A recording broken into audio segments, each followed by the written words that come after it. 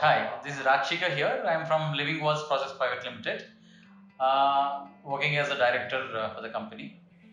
And I was in this field from past almost 5 to 6 years. Prior to this, I was working in retail. So I changed from retail to civil background. So right currently we are doing across Bangalore 25 projects. So it's a mix of brick and bolt and as well as my personal projects. And we do starting from 20, 32 and project sizes up to 50, 80.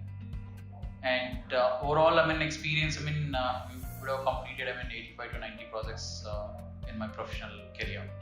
Yes, see, special projects. We are working for one of my client. It's a 50/80 site. So basically, it's not like regular construction. It's like completely, just cladded with. We use a lot of, eco-friendly materials like, Porotham bricks we used, and the complete the cladding is going to be, the clay bricks, which we are, getting from Vietnam. We are importing from Vietnam. So it's like 20 apartments. So that's one of the project on which I'm doing. Using eco-friendly bricks and all this stuff.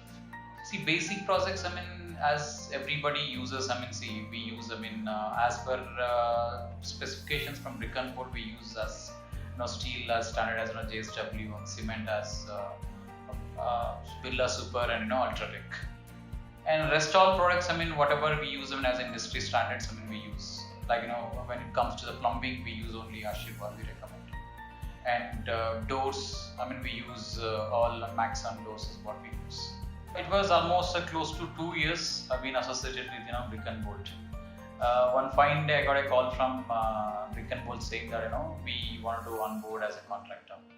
So then I visited your office and then I signed up all the documents whatever required. I think very within a week I got one project. That was a very good sign for me. So generally, I used to do, in a year, close to 10, 11 projects. After signing with Brick&Bolt, it is added to my portfolio that another 7 to 8 more projects, which is like, extra additional portfolio to my company. See, there are a lot of things, which I've learned from Brick&Bolt. Let's say, suppose, earlier we never used to follow all this, checklists and all. Like, a regular contractor, I used to go to the sites, very minor basic checklist is what we used to follow. Then after signing up with first project, so from the day day one, I've learned a lot of things. Let's say from the footing stage to till completion stage, a lot of checklists have been followed, and we also learned. Even we also trained our in-house engineers accordingly. So it helped a lot for me. See here, the one thing which I liked is escrow system. See, there are a lot of contractors outside market. So what's happening is nobody can trust completely them, because they can just say that this is the price what I'm going to sign off. End of the day, what will happen is they're spending more what they're committed. So that's the reason Brick&Bolt is like building bridge between customer and contractor. That things will go in a smoother way. That one part I really liked about Brick&Bolt. There's nothing as such did not liked. I would rather put it in this way. See, one thing is the payments. A lot of customers, what is happening is, because I'm doing almost close to 10 projects from Brick&Bolt. A lot of customers, they're not paying on time. So there should be a penalty for such clients as well. So what's happening is if I stop the project, so what will happen? It is very difficult to mobilize again all labors. So that's the reason that one part which Brick&Bolt needs to be very strict about payments. See, the one thing from Brick&Bolt, there's nothing as such improvements or did not liked it. The one feedback what I can give you is the payment system needs to be very strong, because a lot of customers are not paying on time. So because of that we are suffering with our labor and vendor payments. So in case if I stop the project because of the payments are not getting on time, then it's going to be difficult at this situation. There's pandemic situation here.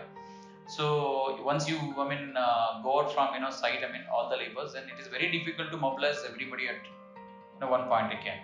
That's one thing on which Brick&Bolt needs to be improved. improved. See here, my projects, whatever my projects are there. So basically, we follow very limited, basic checklists and checkpoints.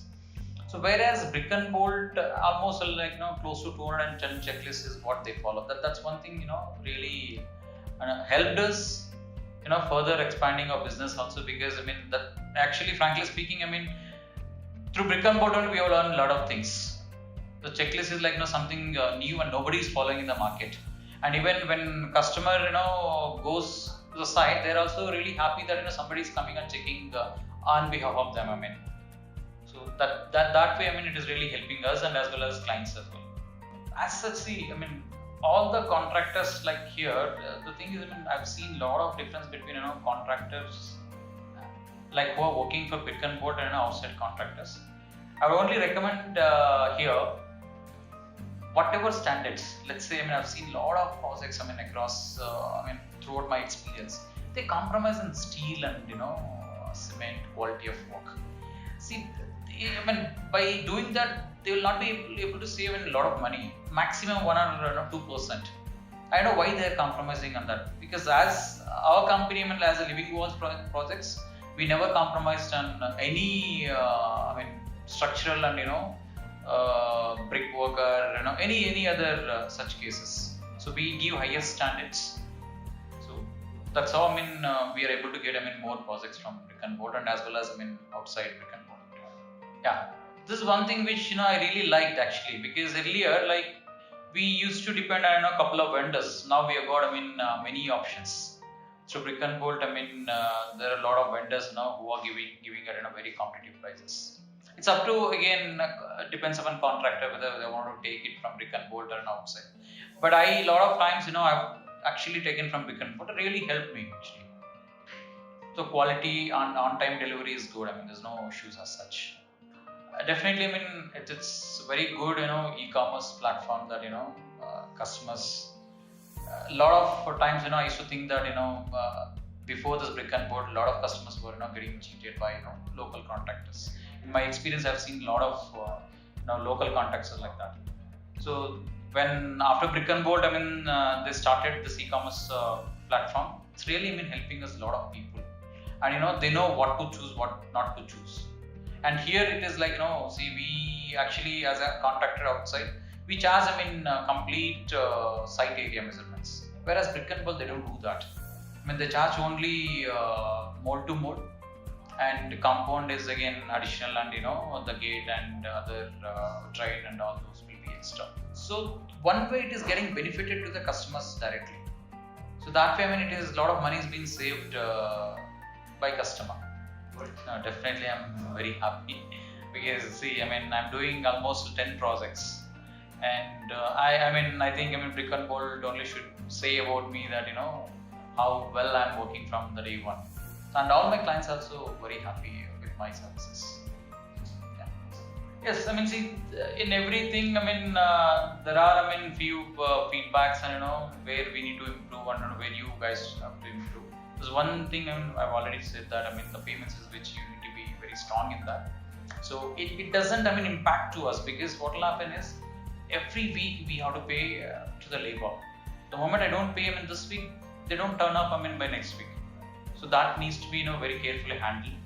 So apart from that, I strongly recommend is at least in a 15 days once, the Brick&Bolt team, like site engineers and project managers, at least one visit needs to be there. Along with the contractor. So then only customer also will be happy that along with the contractor, engineers also coordinating. So or else what will happen is engineer comes every week. He just does his checklist. We don't know what's happening exactly. So that one thing I strongly recommend to continue further.